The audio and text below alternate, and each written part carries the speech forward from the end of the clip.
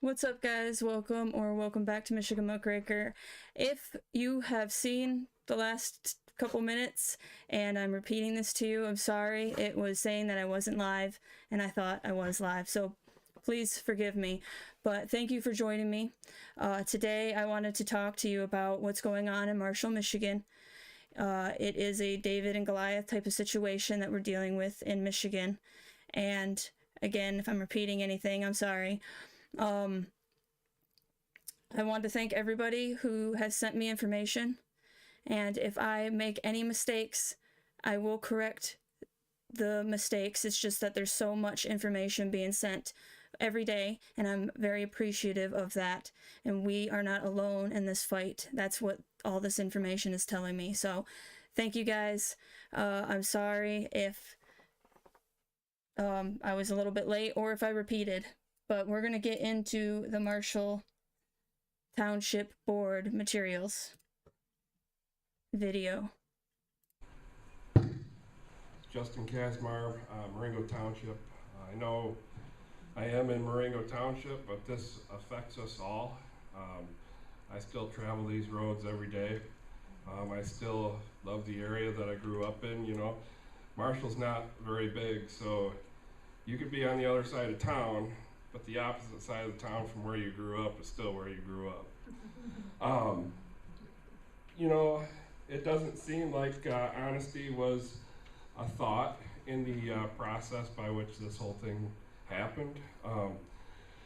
And I think, you know, this information that's being requested as far as this FOIA stuff should not be that big of a deal to release, if it's even available, if it's even, apparently it exists, but you know, that's the only reason I can see that you wouldn't want to release it, is if you just simply didn't have it. Okay, so sorry, I'm going to give you a little context. I just stumbled upon this video. This is Real People Media, so please subscribe to their channel. They're doing good work. They have over 100 videos on what's going on in Marshall, so you can watch for yourself what these residents have to say, so you know that we, the people, don't want this. Communitarianism is forcing it upon us. So good work to whoever runs the We People Media. I'll have it linked below. I think I already do. So support them by subscribing. But to me, it sounds like that they are basically begging with a FOIA request to know the materials that will be at the plant. They don't want to tell us. It sounds familiar, right, Big Rapids? They don't want to tell us exactly how much of each material and what materials are going to be at these plants. Why? Because you know we won't like it. Because they're toxic, potentially, and that it takes a lot of trust. And that right now, trust has deteriorated. For good reason. We're not just paranoid, like crazy things are happening. So we don't want these chemicals here. This is historic farmland too, which we're going to get into. I'm going to go over an awesome article that somebody wrote about Marshall. I've never been to Marshall. I am a Michigander born and raised, but I've never been to a lot of places in Michigan. I'm sure it's true for a lot of people. I stay close to home, I guess, but what I do know is that these farmlands are like heritage sites. There is an alternative plan too that they want to put in place, but that the big government, the state, and big business, these EV battery companies, are working together with boards and committees. And instead of us having a vote with the Constitution in mind, they, with their executives of these boards and these committees, make decisions in secret and use our money. And I know I keep saying, I might keep reiterating that, but it's a key point. It's like they're using our money. It's not just that they are doing this on their own. Taxpayer dollars are going towards secret plans, and then when we don't want it, they're just going to force it on us and not tell us what chemicals are in the plants. It's ridiculous. So, you know, I would, with everything that's gone on, with as much faith as you've lost from your voters, I would think that you would want to do as much as possible to try to regain some of that. So, That's only if they cared. And see, the actions speak louder than words. It's like they're talking out the side of their mouth. And I don't know the board members here. I'm just going off of what this person feels and this person is saying and is experiencing right now. Is that a lot of trust was lost, and yet you guys are continuing on this path. Why? Well, it only makes sense if it's because they don't care. They've made these plans. They think that they're smarter than you, and you should just deal with what they're doing. You know, like I said, I'm not a voter of yours, but as a community member, I am in favor of releasing this FOIA information. Very simple. Tell us what chemicals are at this Ford plant that's going to take up Marshall, Michigan. Let's see what else they got right here. Hello, my name is Jason Blanchard. So, come before you again, I do this 5 principles in the community. Oh, that's terrible audio. I'm gonna pick a different one. Joan Chapman, Marshall Township. My address is 1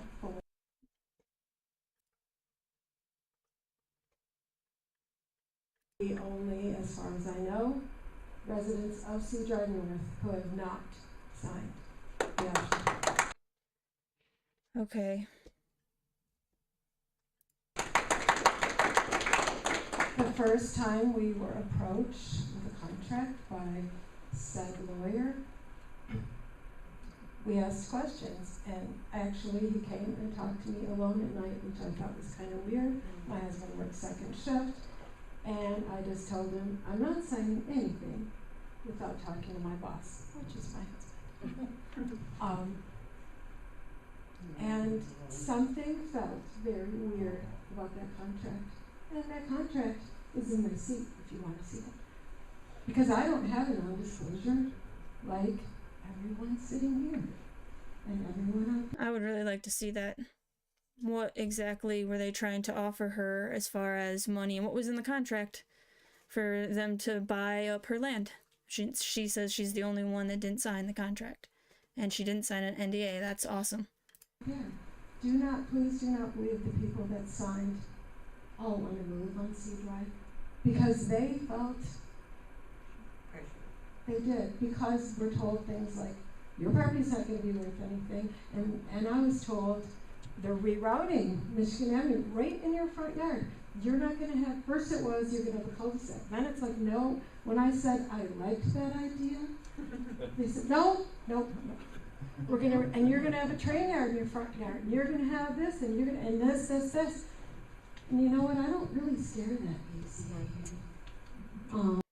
So she feels like they were trying to scare her.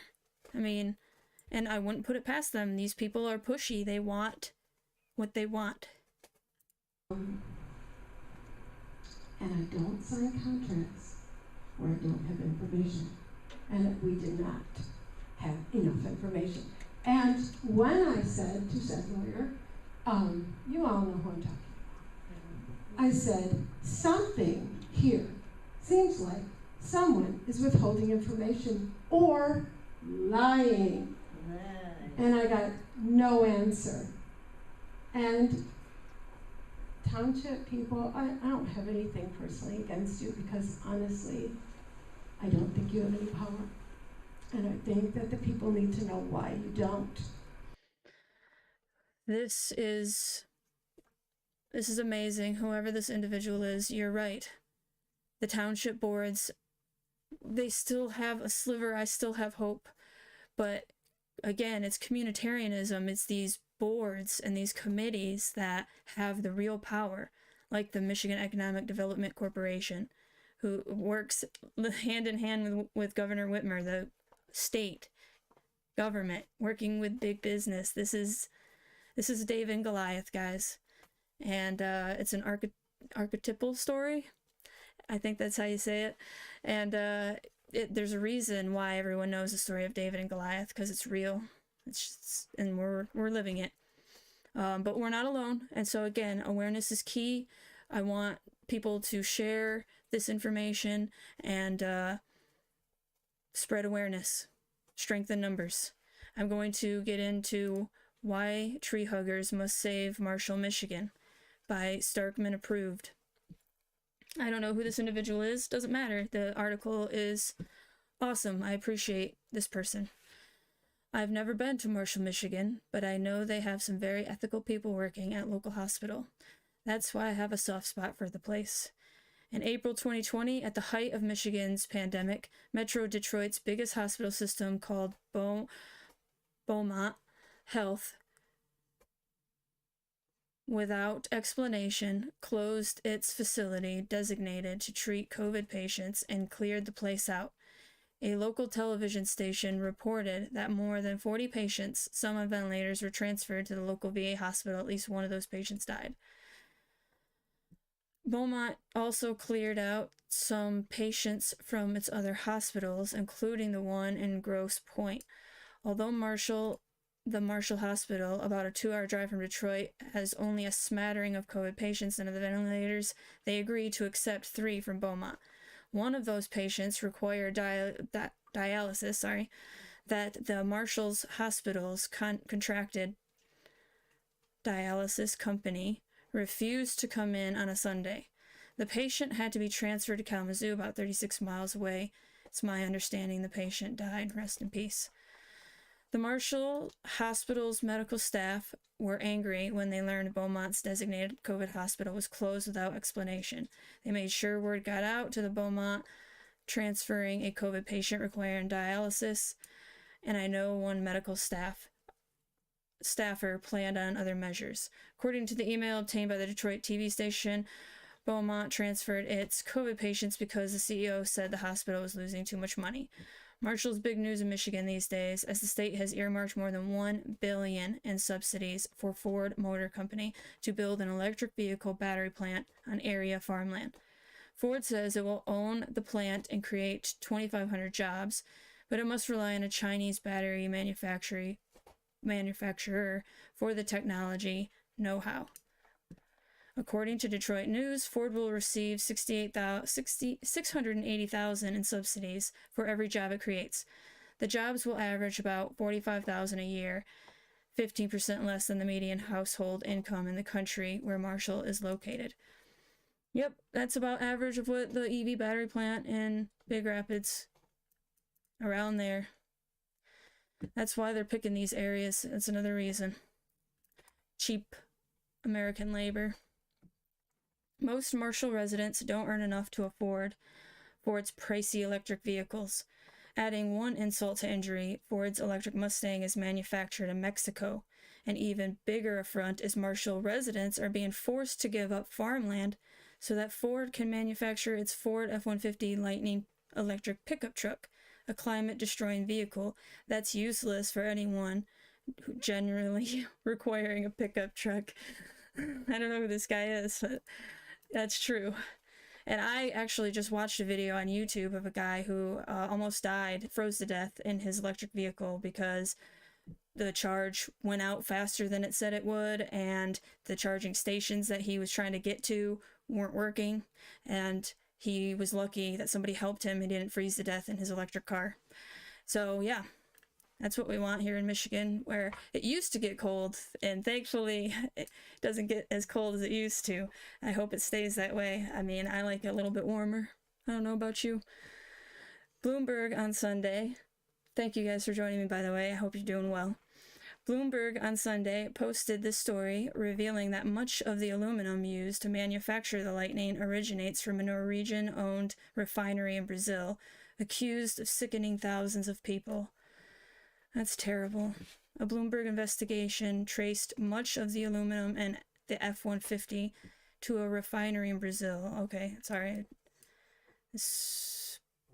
I wish I could get that article. That's really sad. It's terrible. That there's tons of stories. I mean, pick up this book and read this book. He actually went to the Republic of Congo and saw the slavery that's going on there because of cobalt mining. It's terrible for the environment. It's not a good alternative. We should be informed about this and say we don't want it, and they should listen. Strength in numbers. They will listen. These 2 paragraphs from Bloomberg's meticulously reported story captures the essence of what the news outlet reporters uncovered. Class action lawsuit on behalf of 11,000 residents of neighborhoods surrounding that refinery. Hydro Alontor, names owner Norsk Hydro ASA of Norway as responsible for polluting the rivers and streams. The suit cites toxic mud containing elevated levels of aluminum and other heavy metals, which are byproducts of refining bauxite into alumina, the white powder that becomes aluminum. Their actions, it alleges, have caused health problems such as cancer, hair loss, neurological dysfunction, birth defects, and increased mortality. Jeez. I hope someone is held accountable in this life or the next, but this life would be great. Every single day we die a little bit, says Maria de Socorro, 57.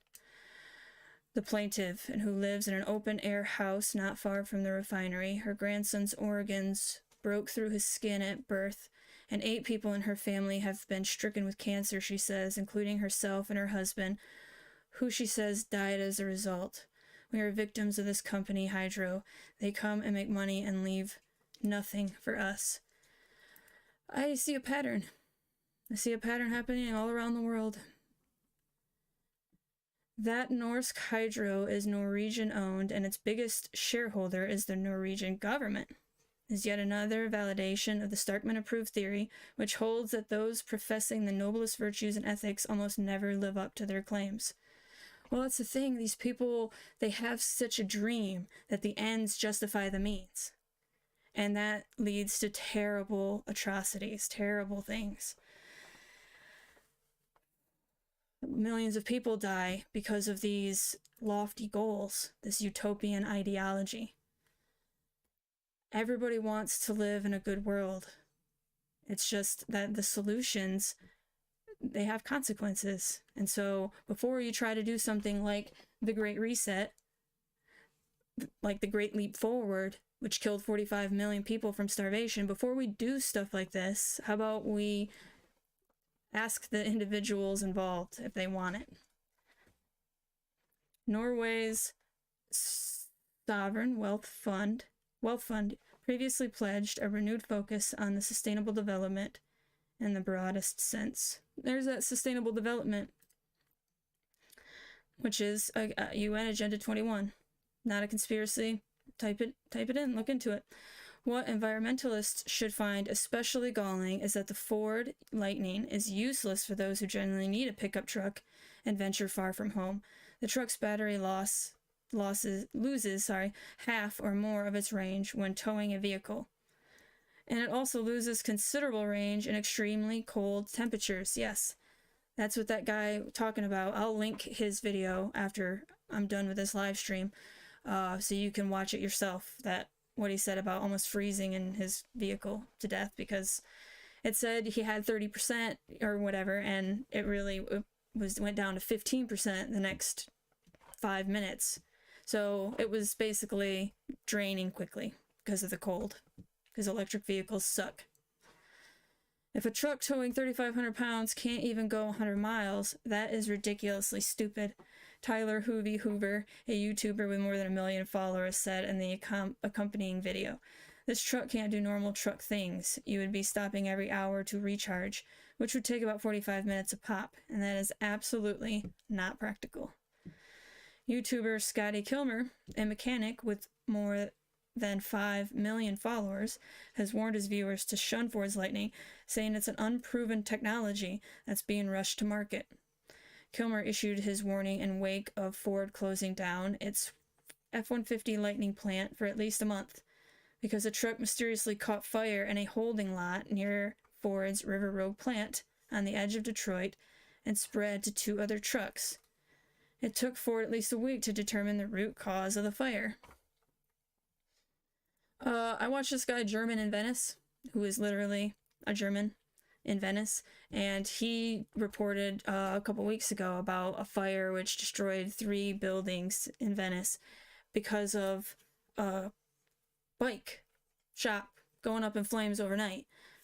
What do you think caught that on fire? An electric vehicle battery, of course. It just spontaneously combusts and starts on fire, and then 3 businesses are destroyed. It's terrible. I wouldn't want an electric bike in my garage. Burn down my garage and my vehicle. No, thank you. This Wall Street Journal story about Panasonic's Tesla-owned battery plant in Nevada is a must-read for Marshall residents. It took Panasonic 6 years to get the, gargantuan gigafactory plant up and running smoothly, and the company is looking to Kansas and Oklahoma to build even bigger facilities. I can't find details of the planned battery production of Ford's Marshall plant, but my sense is it will be puny compared to Panasonic's plant in Nevada and the EV plants Ford is building in Tennessee and Kentucky, where the company pledged to invest more than $11 billion and create more than 11,000 jobs. Tennessee's dealing with it too, and Kentucky. It's being forced on us though, and that's the problem again. Demand, supply and demand. If demand was authentic, that would be one thing, but still, with lithium mining and cobalt mining being as destructive as they are, if people were aware of that, if it wasn't hiding behind a green mask, then perhaps we would stop this madness and we wouldn't be demanding. I wouldn't be demanding. I don't think that any of it really is authentic, that people really want electric vehicles. If you really think about it, because again, electric vehicles can be turned off remotely. There's a patent about Ford turning off cars remotely. So if they don't get their bill paid. So it's happening, and they want it as a software base. This is what Industry 4.0 is. It's a software based system, all the way to medicine being like your DNA is software. And I know it sounds crazy, but this is their ideas. They're not my ideas. they say it.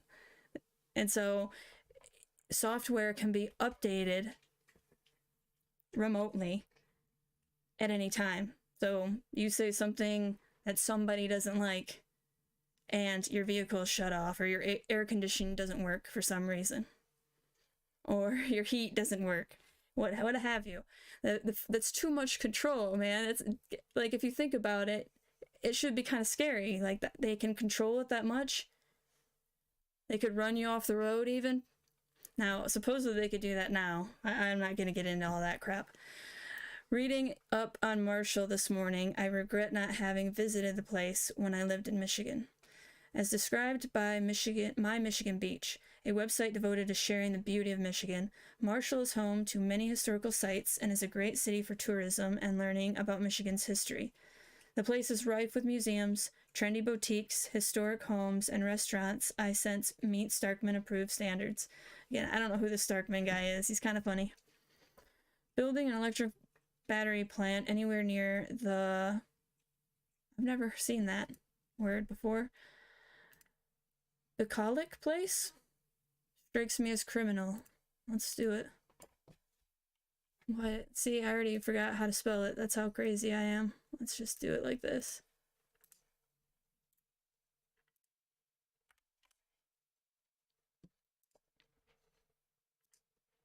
I'm not just gonna let it... What? It can't just tell me? Oh, I'm under news. There we go. Relating to the pleasant aspects of the countryside and country life. Bucolic. That was loud, I'm sorry. It scared me. Bucolic. Okay. We learned a new word. I learned a new word. Relating to pleasant aspects of the countryside and country life. So building an electric battery plant anywhere near a bucolic place strikes me as criminal. Marshall residents are understandably concerned. Before we rush to embrace what some refer to as progress, first pause to consider what will be lost when land that has produced literally tons of corn and beans to feed a hungry nation is covered in concrete. It cannot be reclaimed. Yes, it is another piece of the puzzle that shows to me that there is a war on food.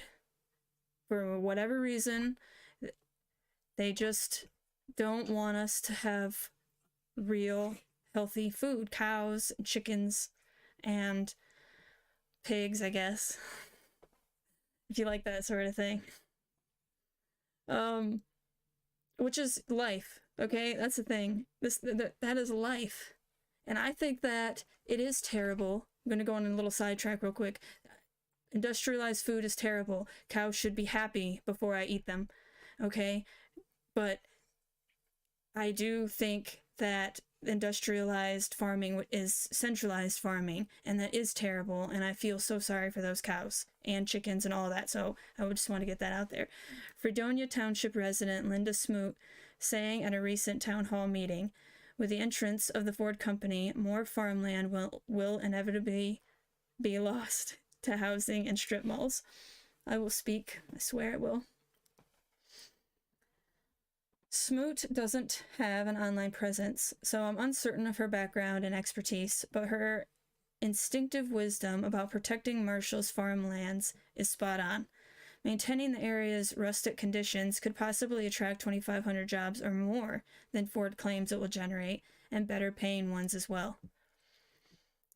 Yes, a 2019 report from the U.S.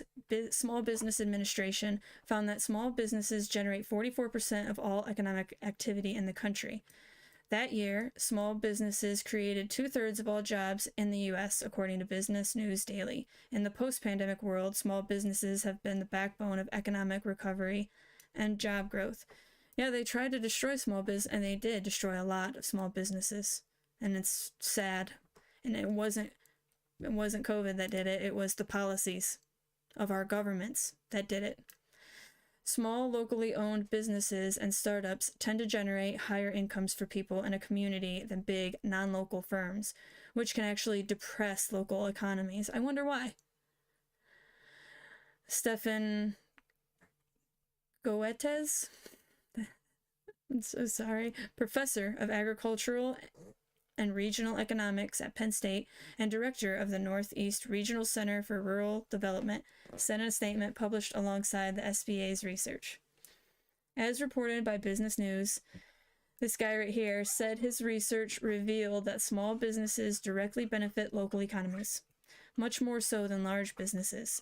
This is because big box and large corporations have internal systems for services such as accounting, legal, supply, maintenance, that are not necessarily based within the county or state. That makes sense, right? Small businesses must outsource these functions and usually rely on professionals within their local or regional communities, professionals who are likely to spend that money in the same community. That just makes sense. Imagine if Michigan earmarked $1 billion in subsidies for small businesses to incorporate or locate to Marshall. Michigan is home to some of the best law firms in the country, many of which are increasingly being retained by major corporations who have come to appreciate their work rivals, that of the big New York law firms, but comes with considerably lower fees and arrogance. Sorry if you hear my dog, he's playing back there or getting kisses from the other dog. In addition to offering a superior quality of life, Marshall is a geographically desirable location for a law office doing business throughout the Midwest. It's less than a 2-hour drive to Detroit, about 2 hours to Chicago, 3 hours to Milwaukee, Cleveland, Indianapolis. Law firms typically pay good wages, so encouraging them to open offices or satellite facilities with full-time employees could generate meaningful dividends. I will say time and time again, like, if we are going to bribe any kind of business, which I'm against, so we shouldn't do that at all. We should just lower our taxes and be inviting, and then based on supply and demand, different companies come here and succeed if that's what we want, or fail if that's not what we want, which is laissez-faire, free market capitalism. That would be much better to give money, if that's what you're going to do, to small businesses that will grow food. If you really want to incentivize anything, we need to incentivize growing food naturally, like not industrialized farming. Healthcare is another potential opportunity. There's a lot of innovation happening in Michigan, ranging from developing alternatives to opioids for surgical recoveries to cybersecurity. Had Governor Gretchen Whitmer and Attorney General Dana Nessel not turned a blind eye to the decline of Beaumont Health, southeastern Michigan could have been developed into a top-tier medical hub with Michigan Medicine, University of Michigan's teaching hospital, about 30 miles away. Then there are the so-called climigrants, young entrepreneurs and workers who can work remotely and consider Michigan environmentally desirable because of its proximity to water and not being prone to ravaging forest fires, floods, or hurricanes. Yes, Crane's Detroit Buisness published an impressive feature about the climigrant trend and identified people who understand it and are trying to lure the environmentally conscious to Michigan. Yeah, so why are you going to bring a bunch of poison? Is it because Governor Gretchen Whitmer and the MEDC are ignorant of all these side effects of their deals that they're making? Or do they not care? So it's root of the root seems to be ignorance or malevolence. We need to ask, is it they just didn't know? But with all the think tanks and all the money they have, I just don't understand how they couldn't know. But, and that's not to say that individuals are malevolent. This is a big machine that sucks people up and chews them up and spits them out most of the time. Like, if you try to go into some of these things and actually do good, you'll just get kicked out. But anyway, I keep going off on tangents. I apologize. Finally, with companies all boasting about their environmental commitments, Marshall provides an opportunity to demonstrate real sincerity. Offering to move 2,500 jobs to Marshall that will pay as much as Ford's battery plant, providing that Ford doesn't build the facility, would make a real environmental statement. Google employees who supposedly fashion themselves as progressives might want to do some soul-searching about their company's extensive relationship with Ford, particularly their work on the climate-destroying Ford Lightning. Ford and GM have demonstrated no loyalty to Michigan and, as I've previously argued, have betrayed America. While Ford claims its Marshall battery plant will generate 2,500 jobs, the company has disclosed plans to fire 3,000 better-paid Michigan salaried workers and greatly expand its design, engineering, and manufacturing facilities in Mexico. At least half of Ford's workforce is located outside of U.S. Ford brand is fading, as some 70 recalls and damning jury verdicts have revealed some disturbing truths about the automaker.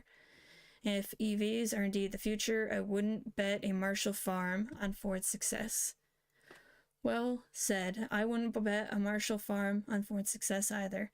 I don't want to. When Ford's future may rest on its lawyers. Before I might look at that, I just wanted to say again to the people of Marshall that I'm sorry this is happening to you.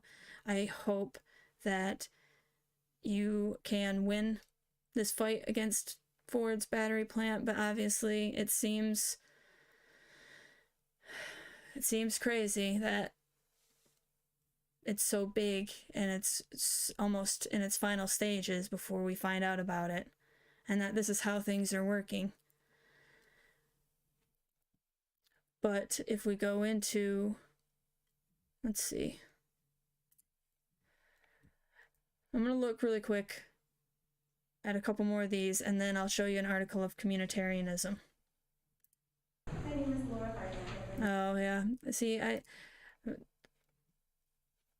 just want the audio to be clear enough. From the very start, there seems to be no transparency, no notification. Certain people that are for this seem to know about all these meetings and all these meet and greet, and the rest of us, we find out word of mouth from someone else who somehow found out about it. I think you could have at least, as she says, email or something. Does this sound familiar? Big Rapids Township, Green Township residents, people in this whole entire area? That sounds so familiar. Because all of a sudden this is sprung on us. That's the way a lot of us feel. And I myself, I'm against it. This environment cannot take what is going to be coming to it. I know I'm going to be buying water because I'm not going to be drinking water on my well. And I'll tell you what, you keep raising my taxes to the point where I can't afford to live here. I'll take my house. You won't have that to tax. And I'll keep the land, so you can't have that either. But I'm not living in Michigan anymore. If this is the way it works, then I'm going elsewhere. So I totally understand how she feels, but there's nowhere to run. And that's the problem, because this is it's even bigger than Michigan. We have to try to stop it right here at home. There's nowhere to run. So many of us have worked hard to get here and keep our property up. But I don't see any thank you for that. I see, oh yeah, there was a meet and greet on the 16th with Ford. Where was that publicized?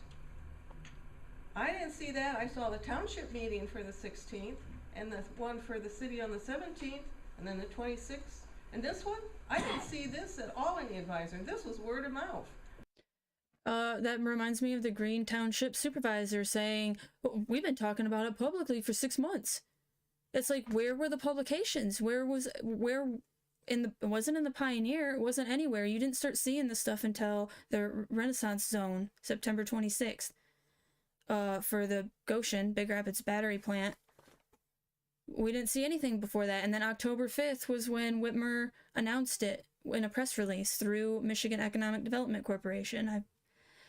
So you can sit there and say, oh yeah, we've been talking about it for 6 months and you guys are just stupid. That's what he sounds like to me. Maybe that's me taking it wrong. But when you say things like, we've been talking about it for 6 months, but everybody has been informed in October, late September, publicly, like for real publicly, it's disingenuous. So it just sounds like this is something being pulled on us, under the table payments or something. I don't know. I'm just saying what it seems like, because we're not hearing about it ahead of time. So, all I can say is I don't have a very high regard for either the township board, the city council, or the state of Michigan either. I was born in Michigan. I have been a Marshall area resident all my life, but I don't think that's going to continue if you keep degrading the environment the way you are. I don't know. On your heads be it. Yeah, I mean, but she did allude to the fact that they keep raising taxes higher and higher as if they want to get the people out of there. Like, make it unaffordable almost. Like, they want you to leave. So, what you do is you don't leave because they want you to.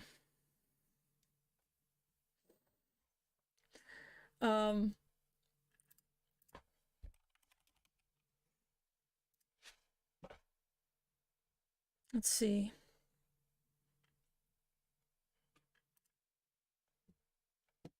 Communitarianism. 20th century political and social ideology emphasizing the interests of the community over those of the individual.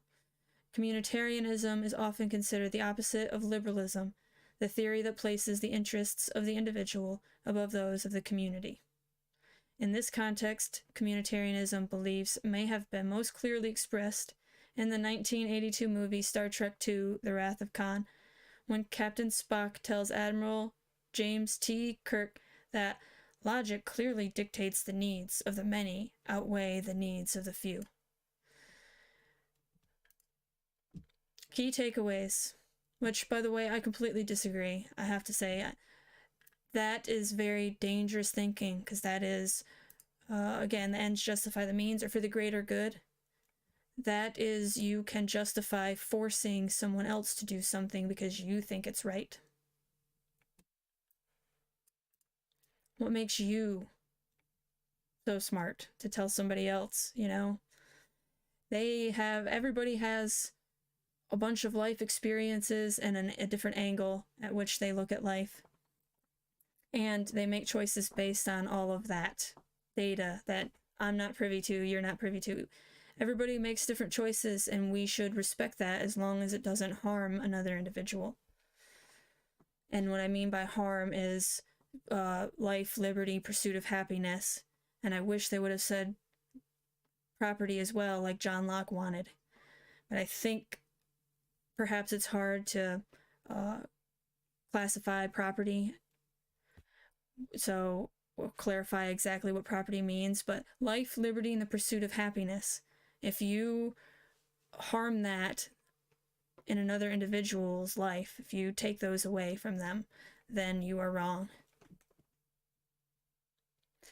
Key takeaways. Communitarianism is a socio-political ideology that values the needs or common good of society over the needs and rights of the individual. In placing the interests of society over those of the individual citizens, communitarianism is considered the opposite of liberalism. Its proponents, called communitarians, object to extreme individualism and unchecked laissez-faire capitalism. But if you object to that, it means that you think that you can control all these components of, like, the laws of economy. And that, to me, is just hubris. The supply and demand are laws, natural laws, economic laws. So why try to manipulate those as if you can do better than nature? The concept of communitarianism was developed throughout the 20th century by political philosophers and social activists such as Fernandin, and these people right here. Dorothy Day. I got that one. The ideals of communitarianism can be traced to early religious doctrine as far as the monasticism in 2070 AD, as well as the Old and New Testaments of the Bible. For example, in the book of Acts, the Apostle Paul wrote, "All the believers were one in heart and mind. No one claimed that any of their possessions was their own, but they shared everything they had." During the mid-19th century, the concept of communal rather than individual ownership and control of property and natural resources formed the basis of classical socialist doctrine as expressed by Karl Marx and Friedrich Engels in their Communist Manifesto, which I highly recommend you read for yourself. Don't ever just take secondhand knowledge. I mean, look at this. It's teeny tiny. And this has even all the letters and stuff too, so it has some extra stuff. And it's still like less than 100 pages. So you should always try to read it for yourself so that way you know exactly what it says. Communist Manifesto 1848. In Volume 2, for example, Marx proclaimed that in a truly socialist society, the condition for the free development of each is the free development of all.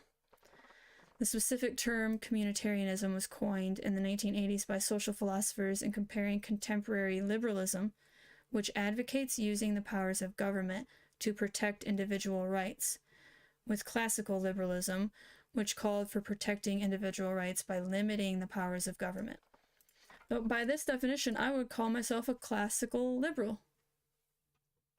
And I call myself a political atheist, like Gerald Celente calls himself. I stole the term from him.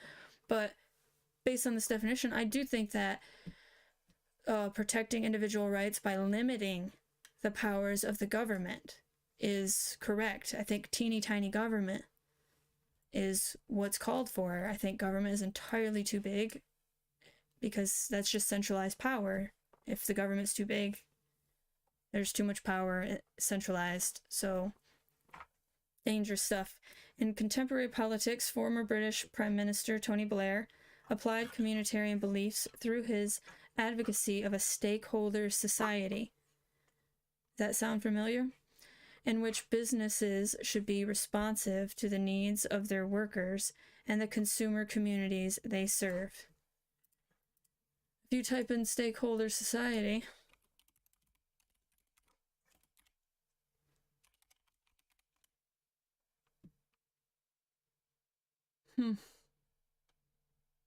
no, type in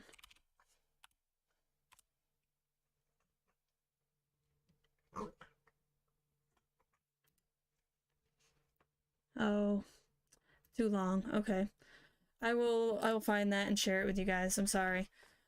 Stakeholder capitalism is a term that the World Economic Forum uses, but I'll get into that in video tomorrow, which I have a video tomorrow that is all about the key players in the Team Goshen Project Elephant deal that are on Team Goshen.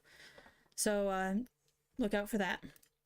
And in it, I will talk about stakeholder capitalism. Or not capitalism, stakeholder society. Yeah. Businesses should be responsive to the needs of their workers and the consumer communities they serve. And I want to say that sometimes it sounds good, but the bottom line is that with this communitarianism, some people tell others what to do. Because why? I don't know. What makes them have the right? Because they gathered more material than somebody else? They're richer? I don't know. What gives you the right? Especially if you're over there in Germany or Switzerland trying to tell us how to live over here. I'm not going to try to tell you how to live.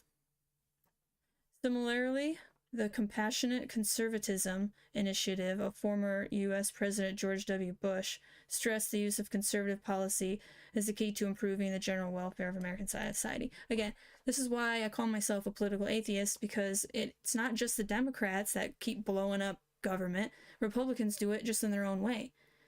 And it's like, just government just keeps getting bigger and bigger and bigger on both sides. So anybody, Republican or Democrat, libertarian by definition, if you are for smaller government, then I agree with you on that point. Like, that's what I'm for. I think government is too big because of both Republicans and Democrats. And if they call themselves libertarian, then they can't say that they can't be for bigger government. Fundamentals of the doctrine. The basic theory of communitarianism is revealed largely through its supporters' scholarly critics of liberalism, as expressed by American political philosopher John Rawls in his 1970 work, A Theory of Justice. In this seminal liberal essay, Rawls contends that justice in the context of any community is based exclusively on the inviolable natural rights of each individual, stating that each person possesses an inviolability founded on justice that even the welfare of society as a whole cannot override. In other words, according to Rawlsian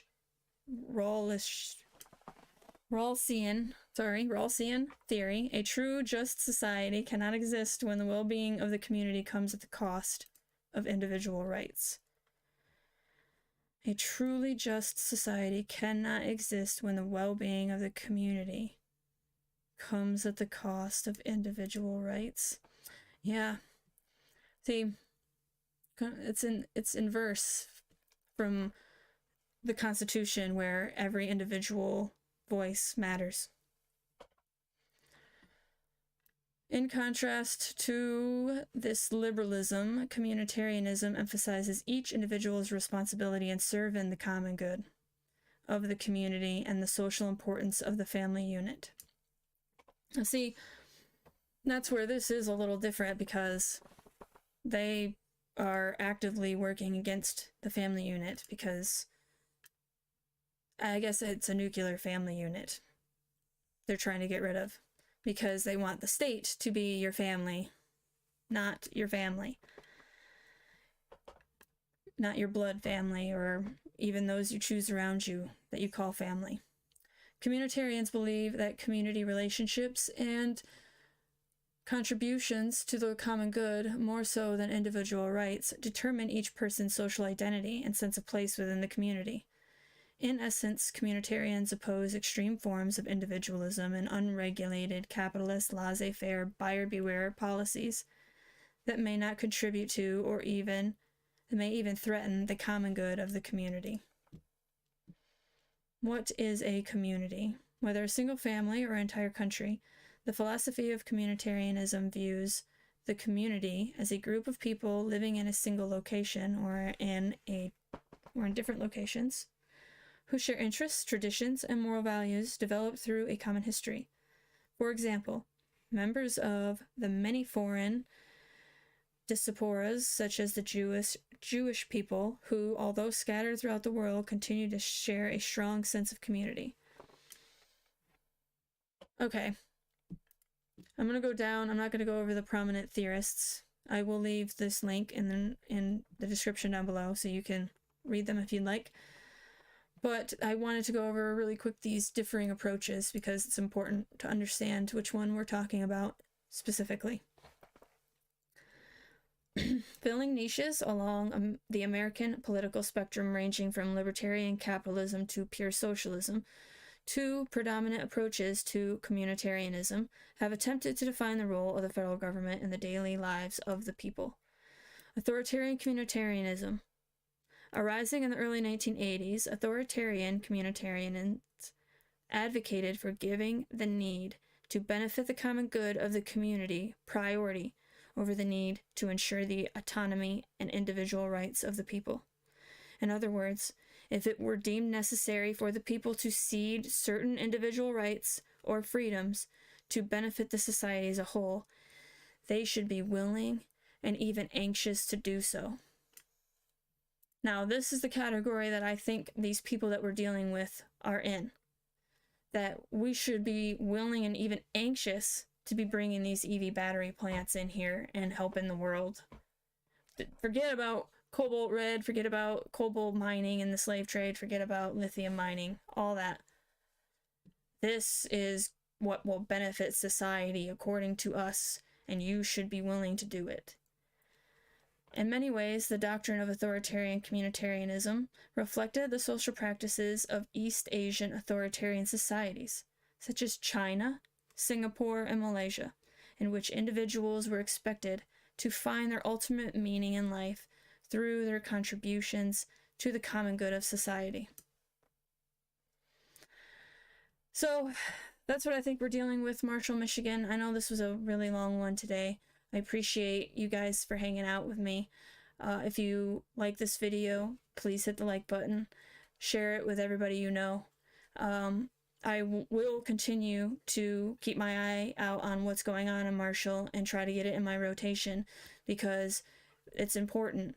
We need to stick together and try to fight this because it's the same battle that Marshall is fighting as Big Rapids is fighting, the Green Township residents and the Big Rapids Township residents. And again, anybody down the Muskegon River, because if this Goshen battery plant comes to the Muskegon River and any accident were to happen, which an accident is not planned, if an accident happens and our water is poisoned, everybody all the way to Lake Michigan will have poisoned water.